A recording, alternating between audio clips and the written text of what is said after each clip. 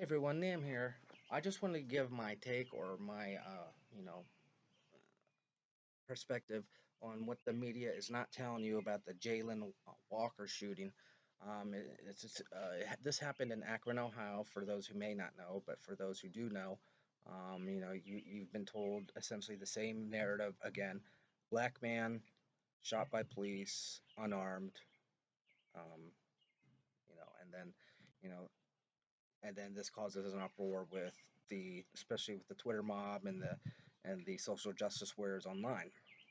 Now they're missing key context and key facts for this case. So rewind here a bit. That a day before, this gentleman had actually led the police on uh, a felony police chase already. So when they found him the second day, or this encounter happened for the second day in a row, they already knew. Okay, this is a situation. This guy's obviously not abiding by the rules already. So one fact that they're omitting to tell you. Second one, uh, they said he was unarmed. Well, he in fact was not, and you can hear it on the dashboard of the one police officer who's in pursuit of him. Shots being fired, and the cop also even says shots fired. And there's another camera from I believe like a street lamp or something where you can actually see uh, when he's leading the police car on the chase.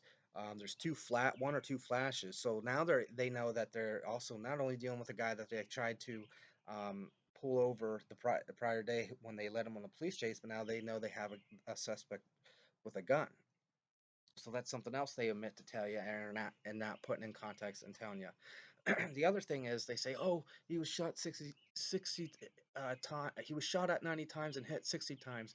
And then the context is that is there was 8 police officers. So if you figure, let's say 10 shots uh, for each cop, that's about 80. So just to give an easy number, but probably 11. But you got to realize that's all in a span of 5 seconds, uh, if that. Now, the first thing was, this was from a video I saw yesterday. They had actually he had turned around and pointed at them, and their first instinct was not actually to draw their own guns. They actually tried using a taser first, so they could try to detain them and take them, into custody. That failed, and then the second time though, when he turned around and did the same thing again, they all adrenaline the perspective and they shot. Again, this is a sad situation. His family was on the news, and your heart goes out to them. I mean, I'm not completely heartless. Obviously, they lost a loved one, uh, whether he was right or wrong or indifferent. But to give you some context of my own, or there's a story that happened. This took place out in New Mexico. This police officer, I believe he uh, pulled over a car that had a warrant on it, um, to some legality reason to be able to pull the car over, and the cop was standing on the passenger side and said, "Man," actually on the passenger side, not the driver's side window. I don't even know why, but it's really interesting that he was standing on the passenger side. Uh, he might have already been talked to the gentleman already. Uh, and then this when he was asking him if he could, he eventually just said, "May I search your car for any weapons or anything?" And the guy said, the driver said yes. Uh, he as the cop was getting ready to search inside this car, this gentleman was circling around, uh, walking on the side, and then walked behind the car, and then uh, before the police officer had any chance to defend himself, this man shot the police officer at least 4 times in the head, and you can hear the cops scream. Not only hear it, you see it. It's kind of very, it's a heartbreaker to see something like that happen. And knowing further about that story is he had a wife and 3 kids and another on the way. So I mean, that video is essentially on line forever, and that hitting close to home because I had my father was a police officer, as I mentioned in another video. It's like something like that could have happened to my dad, and you know, um, it would have been hard to um, overcome that. But for that to be online, then on top of that, um, so I mean, people, always think, they know what's best, they know how to act or how cops should act. This wasn't a Darren Wilson, not a Darren Wilson. Darren Wilson did Michael Brown. This isn't a Derek Shiven, I believe was his name, in a George Floyd situation where Floyd was obviously not going anywhere, and he could have helped, and he could have resuscitated Floyd, as it looked like and eventually figured out that he was on drugs and could have, gave him Narcan, and it just, long story short, Floyd wasn't in a situation. Floyd was finally in a situation where he was not really much of a threat.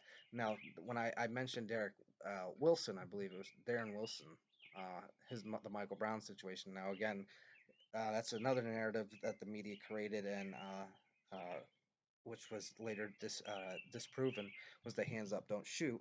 Uh, Michael Brown had just finished, I believe, robbing a convenience store, and he was walking the street, and all he was initially asked to do was, just, hey, get off the street, and then some sort of verbal altercation, I believe, took place, and then he got into a like tried getting into a physical altercation. He reached inside, trying to pull the officer's gun out, and that's when eventually it led to the shooting of Michael Brown. But it didn't. He wasn't he wasn't being a good boy, as probably his family members were trying to portray. And again, with Jayland Walker, they were showing pictures of him as a middle school student. They did the same thing with Michael Brown, and the same thing happened with Trayvon Martin. They got a narrative to sell. They don't care about Jackson not being objective, and not giving context of everything. So just to let yourself know, two things. One, just keep taking things with a grain of salt whenever something like this happens with the media, because they've got divisiveness, and they got a narrative to sell to us. Number two, if you know you didn't do anything wrong except for the fact that you were speeding, when driving a car, and a police car's telling you to pull over, uh, just pull over, have your day in court. And most of the time, actually, if you're really cooperative, sometimes they'll just let you go, because they'll just be like, all right. If you especially if you met it, yeah, I was speeding, uh, I uh, I was wrong, I got to slow down. If you're cooperative and understanding, sometimes like I said, just let you go, because it's less paperwork for them to deal with, unless you're it's habitual speeder. But they'll be like, all right, just slow down, speed, just watch your speed, and just make sure you're driving safely. And then sometimes they'll let you go, depending on how fast you're going. Now, if you're like 40 or 50 over, then yeah, that's probably something that, yeah, you probably got to go to face the district magistrate or a judge for. But uh, I digress. Just before you buy into this narrative that's being sold, or again, like an innocent black man being shot, just always remember, the media is not here to tell us the truth anymore. It's not what gets reported, it's what gets repeated. And they're trying to divide us, and trying to make it where we're all racist, or America's a racist country. Which, before I also sign off, it's interesting that I believe her name is Brittany Griner, the WNBA star, who I believe was protesting, and essentially saying America was racist. She was arrested in Russia for having drugs on her, and she's facing 10 years. She's pleading and writing letters to Joe Biden to get her back into the United States. So it's just kind of ironic, but you know just again, if you're not in the wrong, just also try not to run your mouth to the police officer. I'm not saying all police officers though are great, or sometimes they don't overreact, but then you can use that against them in court if you need to. But I think I'm kind of rambling on and on. So those are my tips. Those are my things about this story. Just